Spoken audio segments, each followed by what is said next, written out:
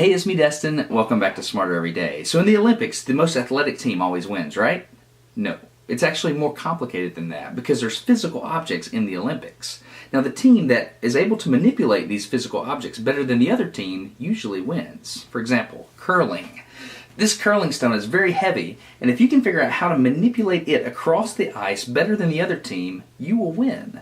So physics is a huge deal, and a knowledge of physics is very important. So today on Smarter Every Day, we're going to start a 3-part series on equipment used in the Olympics and how it interacts with the world around it. Today, we're going to focus on ice skates. There are 3 major types of ice skates used in the Olympics: the figure skate, the hockey skate, and the speed skate. This is my new friend Glenn. He's a figure skating coach. It's really awesome. So everyone already knows the angular momentum trick, right?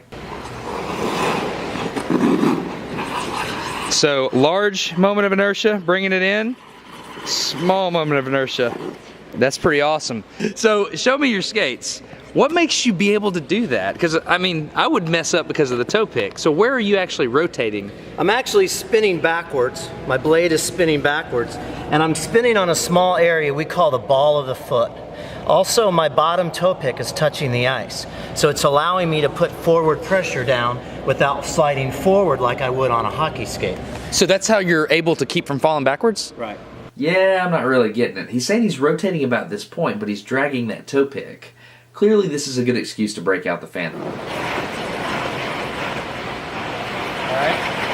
Okay, now this is making sense. You see, I used to think that they pivoted on one spot under the ball of the foot. Looks like I was wrong. They're actually skating backwards, and he's dragging that toe pick to maintain his balance.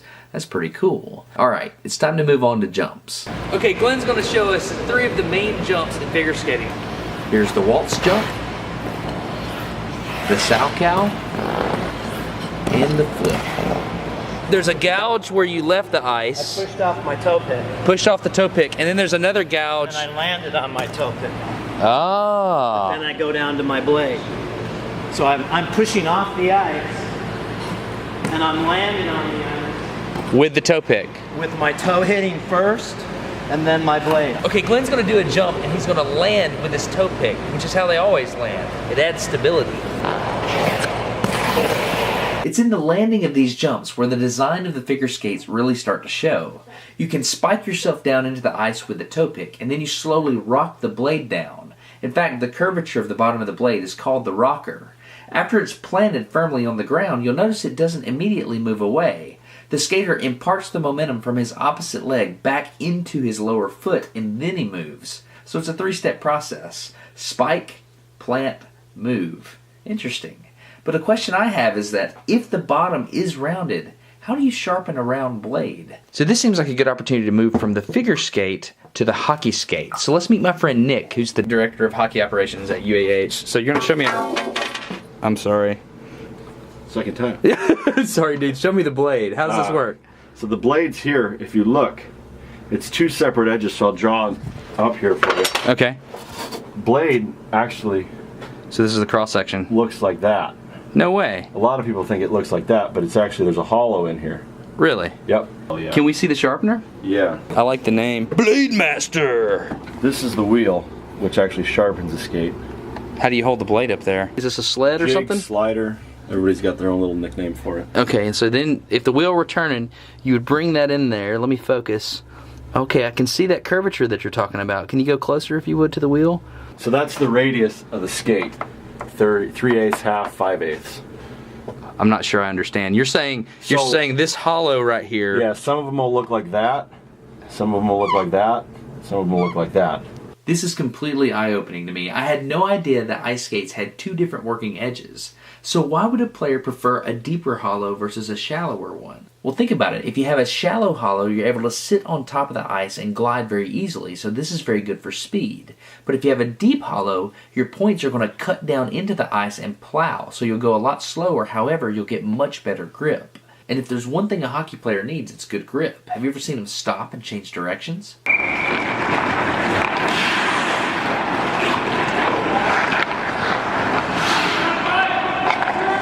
So I asked a couple of hockey players to show me how this double edge is used to stop on ice.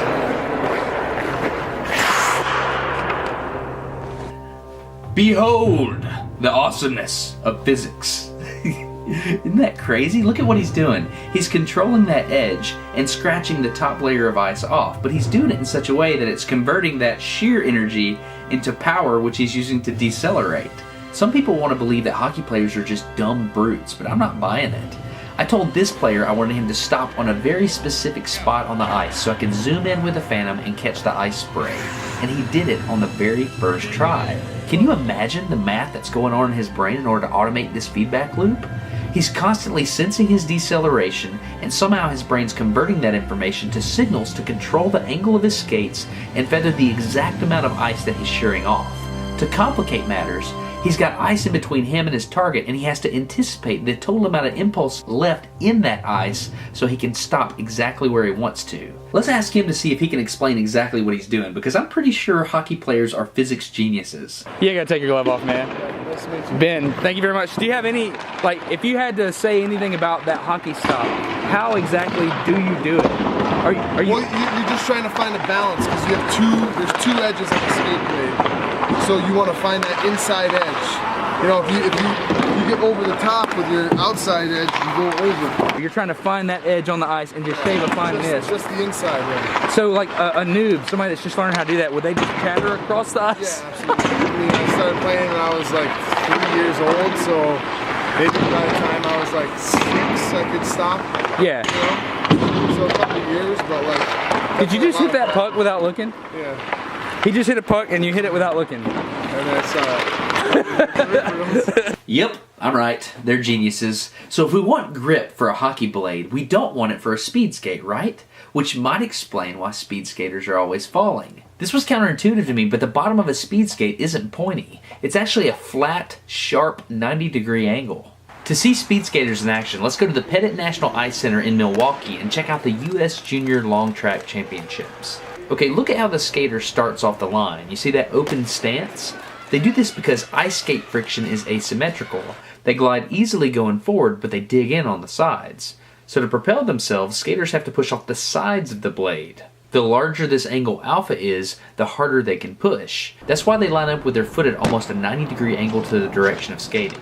Speed skates are flat, which means each individual stride has to be perfectly level when the foot hits the ice. This can be a problem because when you extend your ankle, the blade tries to come up off the ice. The solution to this is called a clap skate. Clap skates allow a long track skater to keep their blade on the ice longer into the stride. I'll let Adam explain. The clap starts to come out like this. Once they pick their skate up, it just kind of flies back like that. And so that extra push that makes the clap gives you a lot more contact on the ice. And so you can get a lot more power. All this talk about ice skating, and we didn't even explain why it's slippery in the first place. So there's this thing called friction melting. If you're moving something along ice, it creates this really thin layer of water. Think like nanometers thick. That is why you can slip on ice so easily. The coefficient of friction can be defined by this equation. It's very interesting. Okay, a couple more things you might be interested in. Number one, we've been making infographics of all these winter sports. You can go download those and share them with whoever you like. Also, I'd like to thank the sponsor that lets me do crazy things, like try to explain sports I don't really understand. So that's audible.com. You can support Smarter every day by going to audible.com/smarter, get a free audiobook, whatever you want. They've got thousands of titles. I used Audible before they asked to be a sponsor for Smarter every day, so I'm more than happy to suggest that to you.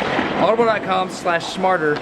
Smarter every day will get credit, and that'll help us move forward to more crazy stuff like this. Speaking of more crazy stuff like this, if you would like to see more videos on Winter Olympic sports, the next couple of videos, I'm going to try to get them out pretty quick.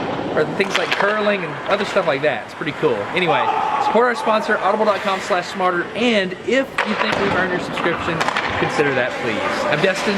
You get smarter every day. Thanks for listening to me. I appreciate that. Have a good one. Why are you putting your hands out all the time? Why do I always see figure skaters do that? Because my coach told me to, over and over. Helps with my balance. Using my arms to rotate, turn myself. Had to be a little more dramatic. You gotta have a little finesse to it, right? That's awesome.